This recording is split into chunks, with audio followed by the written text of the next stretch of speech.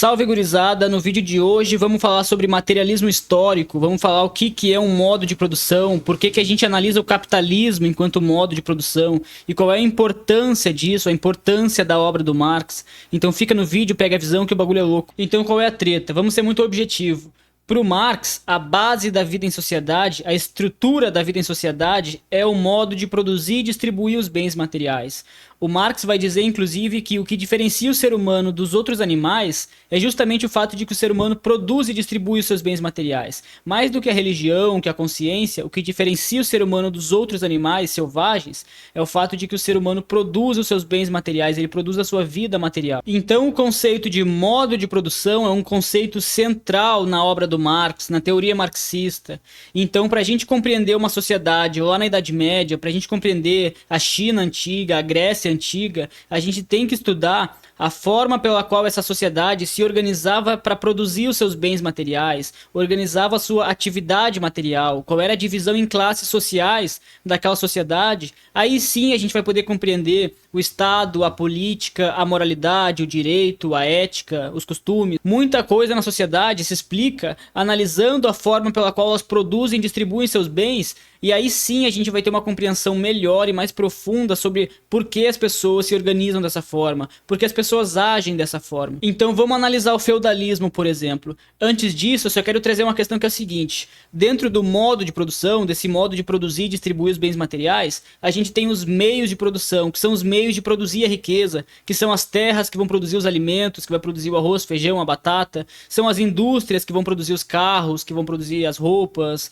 os medicamentos, são os bancos que vão fazer a questão do dinheiro, vão fazer empréstimo, vão criar moeda. Então os meios de produção são os meios de produzir esses bens materiais, são os meios que vão criar a riqueza, são os meios que fazem a intermediação entre o ser humano e a natureza. Então o ser humano vai produzir os bens materiais a partir dos meios de produção. E inclusive o Marx fala no livro 1 do Capital que à medida que uma classe monopoliza os meios de produção, a outra classe, a parte da população que não possui esses meios de produção, que não possui as terras, as ferramentas, as fábricas, essa classe social ela vai ter que se subordinar a essa outra classe que detém os meios de produção. Então, à medida que uma classe social se apropria dos meios de produção, monopoliza os meios de produção, o restante da população, as outras classes sociais, vão ter que se subordinar a essa classe dominante proprietária dos meios de produção e vai ter que trabalhar, vai ter que produzir para si e vai ter que produzir também para outra classe, para a classe dominante.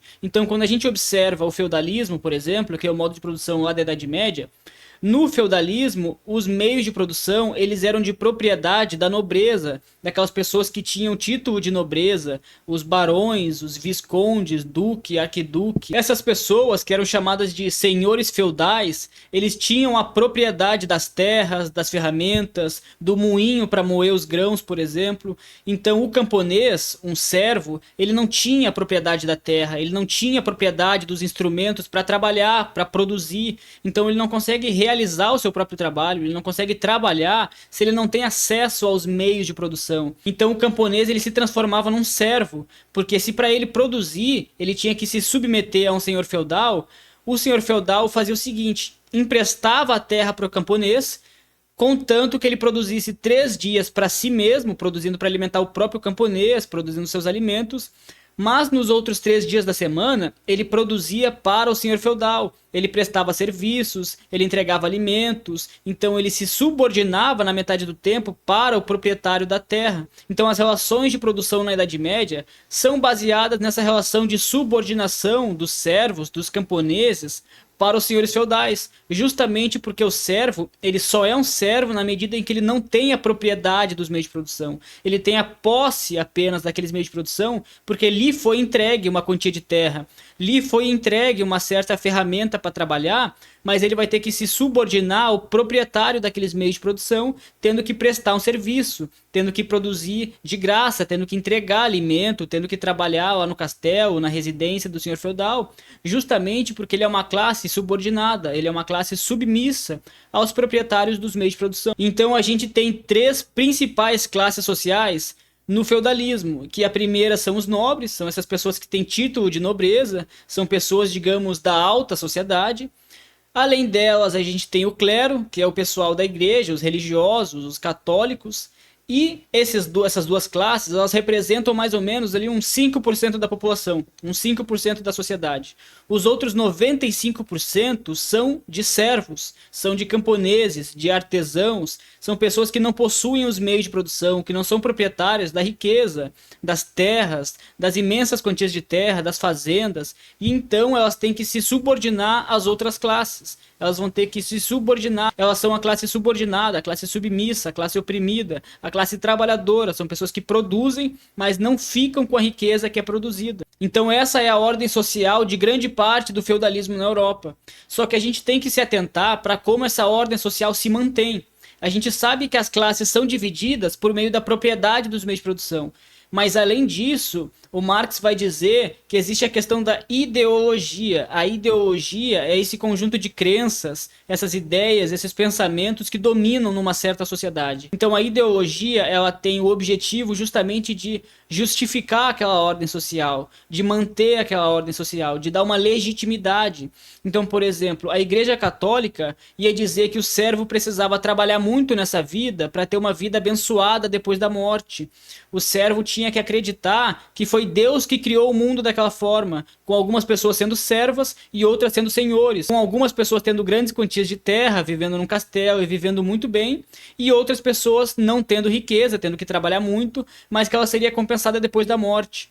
A ideologia, ela vem dar uma legitimidade, vem convencer o oprimido de que a sociedade é justa, vem convencer as pessoas de que o mundo sempre foi dessa forma e sempre vai ser assim, não tem o que fazer. O mundo é justo, se cada um fizer a sua parte, vai dar tudo certo no final. Aí depois do feudalismo, a gente tem as revoluções burguesas na Europa, que a burguesia, ela surge ali no meio dos servos, dos camponeses, é uma classe que passa a enriquecer por meio do comércio de mercadorias, e é uma classe social que faz revoluções na Europa. Fez revolução na França, que é a Revolução Francesa, fez a Revolução Inglesa. Então a burguesia é essa classe que acaba com o feudalismo, é a classe que derruba os monarcas, que derruba os reis, que derruba com a nobreza, esse privilégio de sangue, pessoas que já nascem nobres. A burguesia, ela faz uma revolução, ela conquista o poder político e dá início ao modo de produção capitalista, encerra aquele antigo regime do modo de produção feudal, com relações entre nobres e servos, e dá início a um novo modo de produção, que é o modo de produção que a gente vive até hoje, o modo de produção capitalista. E o capitalismo, ele é um modo de produção baseado na propriedade privada dos meios de produção, é um modo de produção baseado na produção universal de mercadorias, no trabalho assalariado e no Estado burguês. Esses 4 elementos, eles são, digamos, o núcleo do capitalismo. Porque a propriedade dos meios de produção, das terras que vão produzir os alimentos, dos bancos, das indústrias, das fábricas, é uma propriedade privada. É uma minoria da sociedade que possui esses meios de produção. Além disso, existe uma produção universal de mercadorias. A produção não é feita para atender o bem-estar das pessoas. A moradia não é feita para as pessoas morarem. É feita para lucrar, para botar o preço lá em cima, para fazer especulação imobiliária, para deixar 5, 10 anos a casa sem ninguém. Quando aumentar o preço, eles vendem. Então, os empréstimos dos bancos é para lucrar, para explorar as pessoas. Então a propriedade privada dos meios de produção e uma economia baseada na mercantilização das nossas necessidades mais fundamentais. A comida é mercantilizada, os alimentos, a bebida, as vestimentas, tudo é mercadoria para vender e lucrar e não necessariamente atender o bem-estar das pessoas. E além disso, existe a mercantilização da própria força de trabalho. O Marx fala que na medida que o trabalhador ele não tem os meios de produção, a única coisa que ele tem a vender é a si mesmo. Então ele tem que vender a própria força de trabalho por 8, 10, 12 horas por dia para ter um salário para aí sim poder comprar comida, pagar as contas. Então o Marx vai dizer que na Europa, por exemplo, quando aconteceram as revoluções burguesas, a burguesia foi lá e expulsou os camponeses e os artesãos dos seus meios de produção, porque o artesão ele tinha ali suas oficinas, produzia as coisas para vender, o camponês ele tinha acesso a uma quantia de terra para plantar, para poder sobreviver, para se alimentar, só que a burguesia cercou essas terras, expulsou os camponeses e o camponês depois foi obrigado a ter que vender força de trabalho para sobreviver. Então teve um cercamento de terras na Europa que forjou uma classe trabalhadora lá. Da mesma forma que aqui no Brasil a gente tem um modo de produção capitalista que há um tempo atrás, lá para o 1850, por exemplo, veio a Lei de Terras, que impediu que pessoas conseguissem a propriedade de terras, que impediu que as pessoas ocupassem terras e se tornassem proprietárias, como aconteceu nos Estados Unidos. Então hoje 46% das terras agrícolas, por exemplo, está nas mãos de 1% dos proprietários. Mas o que eu quero dizer é o seguinte: na medida que uma classe monopoliza os meios de produção, a outra classe tem que vender a si mesmo, porque é a única coisa que lhes restou. E o quarto e último elemento que eu estou mencionando aqui do capitalismo é justamente o Estado burguês. Porque quando a gente pega o capitalismo enquanto estrutura de uma sociedade, enquanto um modo de produção, a superestrutura é esse elemento do Estado, o direito, a moral, a ética, os costumes, a política. Tudo isso Marx chama de superestrutura, porque é construído a partir da base. Então existe a estrutura econômica, que é o capitalismo, e a partir dela é construída uma superestrutura jurídica, política e ideológica para manter, conservar e dar continuidade às relações de produção. O Marx vai dizer que o Estado é um balcão de negócios da burguesia, porque a burguesia é a classe dominante, ela controla a política, ela controla o Estado, ela controla as instituições, ela controla a mídia, porque a burguesia possui a propriedade dos bancos, das terras, das fábricas, das indústrias. Ela possui a propriedade, inclusive, dos meios de comunicação, das emissoras, das rádios, da Globo, da Record, da Jovem Pan. São os burgueses os proprietários desses meios de comunicação e dos meios de produção.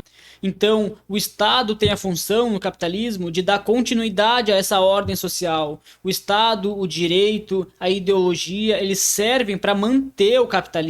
Eles servem para conservar, para proteger essa ordem social baseada na propriedade privada, na produção universal de mercadorias, na exploração da força de trabalho. Então, a superestrutura jurídica e política, ela serve para proteger o capital. Então, eu vou te dar um exemplo prático. Lá na década de 50 e 60, o Brasil estava vivendo um período de radicalização da luta política. Os trabalhadores estavam fazendo greves de 300 mil pessoas, de 700 mil pessoas, veio direito ao 13º salário, estava avançando uma pauta de reformas de base. O João Goulart, que era o presidente, ia fazer reformas de base para distribuir renda, riqueza, fazer reforma agrária para distribuir terras, e o resultado disso foi que veio um golpe de Estado violento e sanguinário, porque a ditadura é o freio de emergência da burguesia, a ditadura é o freio de emergência do capitalismo. A ditadura vem para impedir que o João Goulart faça a reforma agrária, distribuindo terras das elites para os camponeses sem terra. A ditadura vem para fazer com que não tenha aumento salarial, congela o salário mínimo durante 20 anos, vem para não conceder mais direitos trabalhistas, vem para prender trabalhador que faz greve, para que não tenha mais greves dos trabalhadores no Brasil, para que não tenha mais reivindicações.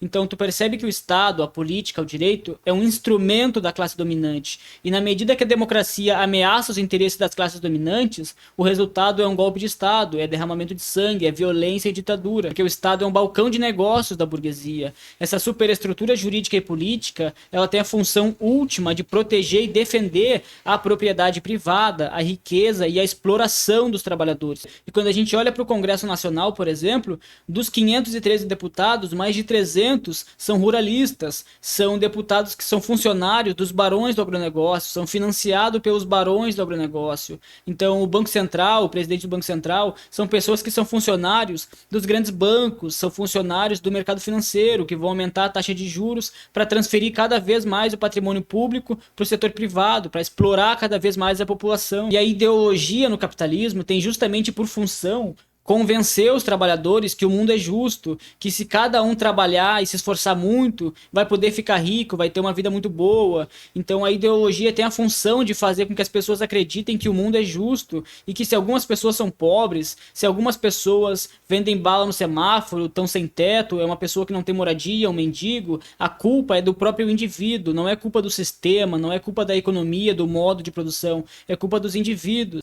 A ideologia no capitalismo tem a função de fazer com que a gente veja o mundo como se fosse um mundo justo, sendo que esse mundo é terrível, é uma brutalidade, é concentração de renda, riqueza e propriedade, e uma generalização de fome, miséria, desemprego e desamparo. Então a ideologia, ela tem o papel de justificar a ordem social, de legitimar o mundo que a gente vive. Então o Brasil é um dos países que mais produz alimentos no mundo inteiro, mas ainda assim a gente tem 30 milhões de pessoas em situação situação de insegurança alimentar, a pessoa que não está se alimentando bem, que não sabe se vai comer no dia seguinte. Só que ao invés de a gente olhar para o Brasil e dizer, olha, o problema é que os latifundiários estão produzindo soja e milho para exportar, estão produzindo soja para engordar porco na Índia. Esse é o real problema. Inclusive a Globo, que é o maior meio de comunicação da América Latina, os donos da Globo, a família Marinho, eles são grandes proprietários agrícolas, eles têm imensas quantias de terra no Mato Grosso, São Paulo, é uma família de latifundiários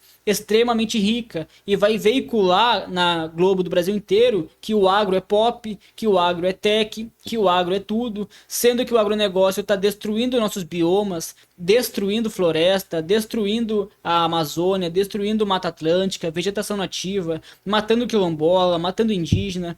O agronegócio, sendo esse câncer desgraçado, predatório, maldito, ele tem uma imagem de que é quem salva o Brasil, que é quem produz riqueza, sendo que é mentira, é uma cortina ideológica para legitimar e justificar essa ordem social brutal que a gente vive. Então, no resumo da ópera, o Marx vai dizer que existe uma base econômica e uma superestrutura jurídica e política e ideológica feita para proteger, conservar e dar continuidade a essas relações de produção capitalistas. A ideologia vem para justificar, para dar legitimidade.